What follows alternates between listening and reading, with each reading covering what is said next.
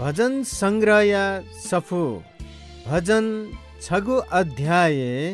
नापागु बो 1:41 तक धाथे यागु लस्तया लफु धन्य खव मनु गुम दुष्ट तेगु खे जुइमखु गुम पापी तेगु ले दनिमखु